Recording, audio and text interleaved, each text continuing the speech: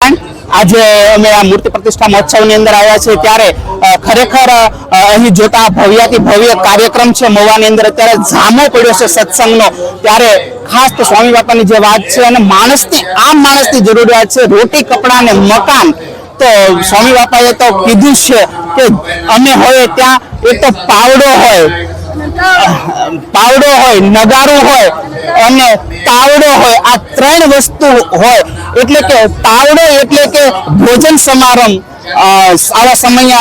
હોય ત્યાં આવો ભોજન સમારંભ હોય અને પાવડો એટલે કે બાંધકામ સૌથી વધારે દુનિયાની અંદર એવા મંદિરો બનાવ્યા તો સ્વામિનારાયણ ભગવાને બનાવ્યા છે ને નગારું એટલે કે સત્સંગ હોય જ્યાં પણ સ્વામી બાપા હોય ત્યાં એની સાથે આવા સંતો હોય અને સત્સંગ તો હોય જ તે તો આ બહેનો છે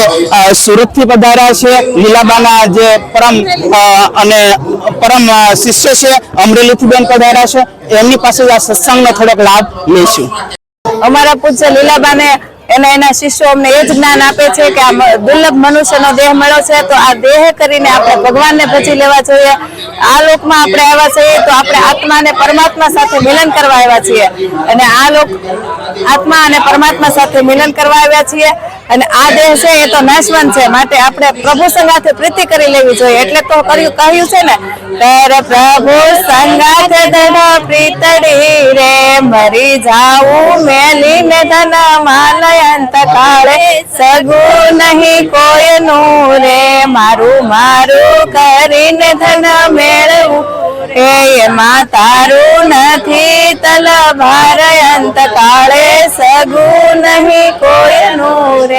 અંતકાળે તો એક આપણે મહારાજ અને આપણા ગુરુ છે એ જ કામમાં આવે છે અને અમારા પૂજ્ય લીલાબાનું એટલું બધું અમને જ્ઞાન આપ્યું છે એટલે અમને દરેક વાતમાં એવું રહે છે કે આ દેહ નાશવંત છે આપણે આ દેહ કરીને જેટલી ભગવાનને અર્થે સેવા થાય એટલી સેવા કરી લેવાની અને અંતકાળ આપણો સુધારી લેવાનો અને આ દેહ કરીને આપણે ભગવાન અને સંતોને રાજી કરી લેવાના બસ એટલું જ ધ્યેય રાખવાનું કે હું શું કરું તો આ ભગવાન અને આ સંતો રાજી થાય। સહજાનંદ સ્વામી મહારાજ મનુષ્ય જન્મ મળ્યો તો યોગી બાપા એક જ વાત કહેતા 1000 કામ બગડે તો કોઈ વાંધો નહીં પણ એક મોક્ષ સુધારી લેવો જોઈએ કેમ કે ધનાની ભૂલોની પતતી આ ધન ગમે એટલું ભેગું કર્યું છે આ ભૂમિ ઉપર પડ્યું રહેવાનું છે પશુનો દોષ છે આપણી પાસે પહેલાની અંદર ધન ગણાતું પશુઓનું ધન આ પશુ છે ગમાણની અંદર બાંધ્યા રહેશે પછી જે આપણી પત્ની છે ગુરુદ્વારે પતિ હોય તો તે પણ થોડે સુધી મૂકવા આવશે અને સુંદર મજાનો દેહ સાસવો છે ને દેહ સીતાયા ભસ્મ દેહો આ જ્યાં સુધી આ શરીર છે એને ભસ્મ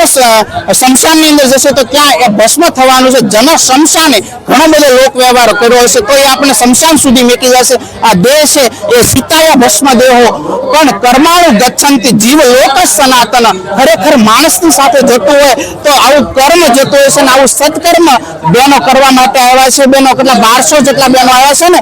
લીલાબાનો 1200 જેટલા બેનોનું મંડળ છે એ અહીં સેવા કરવા માટે આવ્યું છે ખરેખર કર્માણે ગચ્છન્તુ જીવ લોક સનાતન આ કર્મ સત્કર્મ કરવા માટે આવ્યા છે તે બદલ એમને પુનઃ વંદન છે અને બોલે સહજાનંદ સ્વામી મહારાજની જય। तो पानी ले लो પછી કમથી તો હું ન્યાય પહેરાઈ દઈ આવી જાવ જેને બાકી હોય આવી જાવ પાણી ખાલી લઈ લો પાણી આપી દે ને વાંધો નહીં હાલો પાણી આપી દે હાલો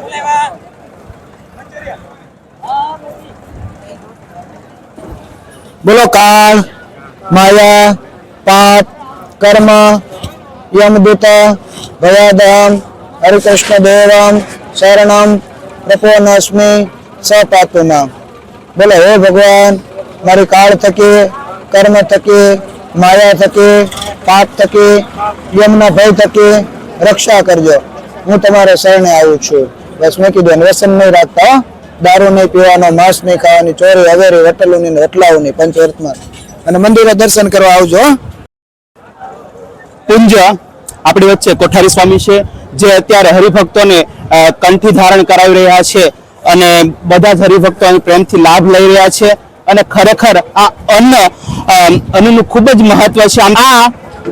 લોયા ગામની અંદર મહારાજ છે ફરી રહ્યા હતા એવા સમયની લોયા ગામની અંદર એને એક હરિભક્ત હતા સુરા ખાસર એમનું નામ હતું અને મહારાજના પરમ આશ્રિત એને ત્યાં એક વખત 20,000 રૂપિયાનો આજથી 200 વર્ષ પહેલાની વાત કરીશું, 200-250 વર્ષ પહેલાની વાત કરીશું, 20,000 રૂપિયાનો એક પટારો છે,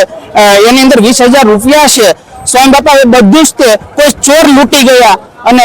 ચોર લઈને જતા રહ્યા ત્યારે સુરા ખાસરે મનોમન નક્કી કર્યું કે જો મારી પાસે આ ફરી વખત આ પૈસા આવી જાય, આ પટારો આવી જાય પૈસાનો, તો હું આખા જ એમાંથી અડધો ભાગ છે સ્વામી ધર્માદાની અંદર વાપરી દઈશ. ત્યારે આવી વાત કરતા હતા ત્યારે જ તેમના પત્નીને વાત કરી, શાંતાબાને વાત કરી. શાંતાબાએ આ આખી જ તે ઘટનાને સાંભળી અને કીધું કે સોર તો આખું જ લૂંટી ગયા છે, તમે અડધું શા માટે આપવાની ઈચ્છા કરો છો, બધું જ આપી દેવાની ઈચ્છા રાખો. અને સુરા ખાસર સમજણો માણસ તેને સમજાઈ ગયું અને એને કીધું કે જે મળી જશે તો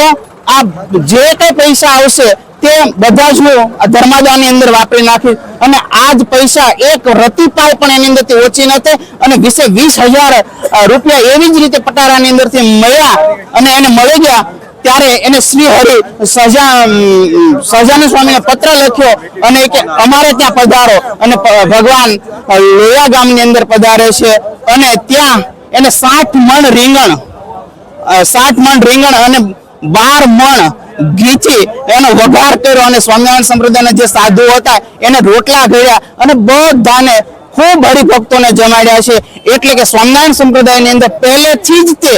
આ અન્નનું ખૂબ મહત્વ છે. અને આપ બધા જોઈ રહ્યા છો કે આ બધા જ અન્ન અહીં જે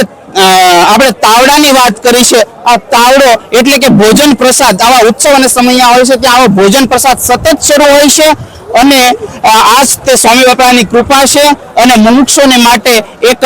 તરણા સમાન આ મૃત્યુલોકની અંદર બન્યા છે. તમામ સંતોને પણ વંદન છે. જય સ્વામિનારાયણ.